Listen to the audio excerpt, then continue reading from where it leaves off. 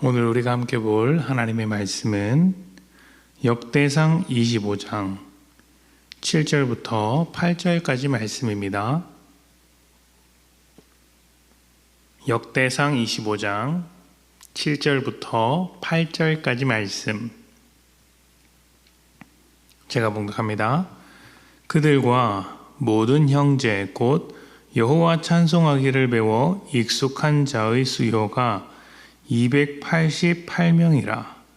이 무리에 큰 자나 작은 자나 스승이나 제자를 막론하고 다 같이 제비를 뽑아 직임을 얻었으니. 아멘. 다윗은 성전의 조직을 개편하면서 찬양으로 예배를 섬기는 일종의 찬양팀을 만듭니다. 이들은 악기와 노래를 통해 하나님께 감사하며 예배하는 일에 힘을 쏟는 사람들입니다. 1절에 보면 이러한 찬양팀을 군대 지휘관과 더불어 조직하였다라고 하는데, 그만큼 이스라엘 공동체에게 있어서 예배가 중요했다라는 것을 보여줍니다. 예배는 하나님의 영광을 높이는 모든 행위를 말합니다. 모든 성도들이 모여서 함께 드리는 공적인 예배, 그리고 개인적으로 하나님과 깊이 교제하는 기도의 시간이나 큐티 시간, 또 일상의 시간에서 삶을 드리는 삶의 예배까지, 이 모든 것을 통해 하나님을 높여드리는 것이죠. 이러한 예배가 이스라엘 공동체의 중심에 있다는 것은 또 다른 믿음의 공동체로 살아가는 우리가 깊이 있게 생각해 보아야 할 부분입니다. 교회는 예배 공동체입니다. 예배는 예배의 대상이신 하나님께서 우리에게 하신 일을 고백하며 감사와 영광을 돌려드리는 것입니다. 여기서 돌려드린다는 표현이 참 재미있습니다. 하나님이 마땅히 받으셔야 할 그 영광을 우리가 가로채지 않고 원래 드려야 할 분에게 돌려드리는 것이죠. 그런데 우리가 오해하면 안 되는 부분이 있습니다. 예배는 하나님의 일하심에 대한 반응이지 일하심을 얻어내기 위한 조건은 아니라는 것입니다. 예배에 대한 흔한 오해 중 하나가 예배를 잘 드리면 복을 받는다 하는 것입니다. 왜곡된 종교적 본능을 가진 사람일수록 이러한 오해가 깊을 수 있습니다. 그러나 예배는 조건이 아닙니다. 예배는 우리를 구원하신 하나님께 감사하는 것이며 날마다 동행하시는 하나님께 반응하는 것입니다. 만약 예배를 조건으로 생각한다면 그것은 하나님께 드리는 예배가 아니라 내가 받기 위한 예배일 뿐입니다. 예배의 대상이 하나님이 아니라 내가 되는 것이죠.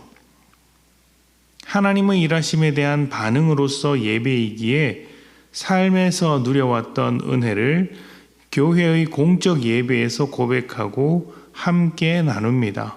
그리고 공적 예배에서 받은 또 다른 은혜를 통해 삶으로 나아가 고백하게 되고 또 삶에서 만나는 사람들과 나누며 삶으로 예배를 드립니다.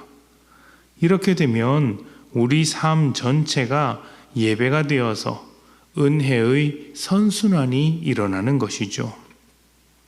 그렇기에 이 은혜의 선순환을 놓치고 싶지 않다면 가장 먼저 우리를 위해 일하시는 하나님을 삶 속에서 발견할 수 있어야 합니다. 상황과 상관없이, 조건과 상관없이 하나님을 향한 감사의 제목을 찾아보는 것이죠.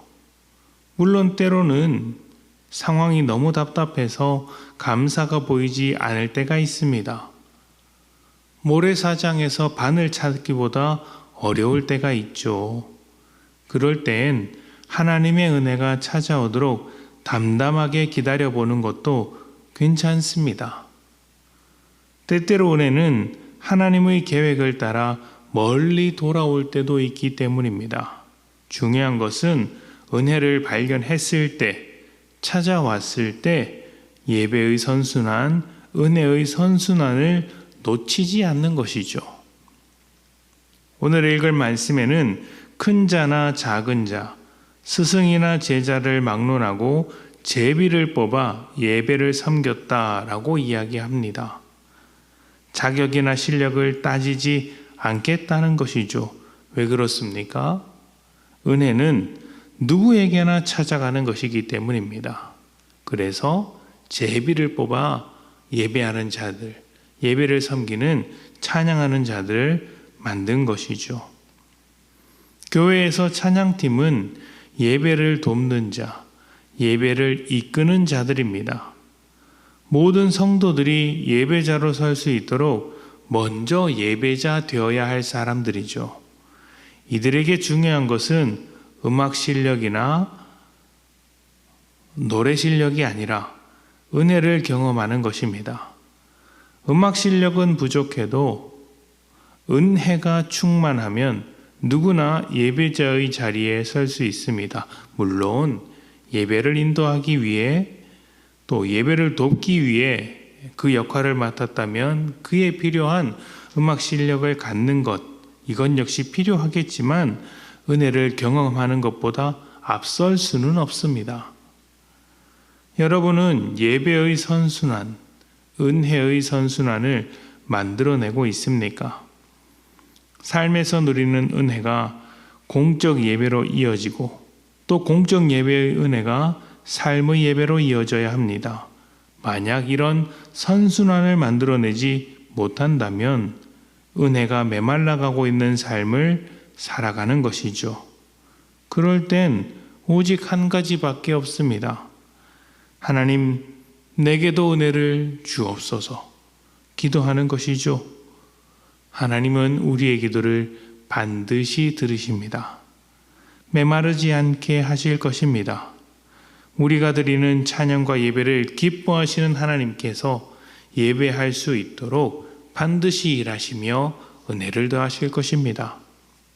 예배로 만들어가는 삶이 되기 위하여 하나님의 은혜를 날마다 발견하고 찾아내는 복된 여러분 되시기를 축복합니다. 함께 기도합시다.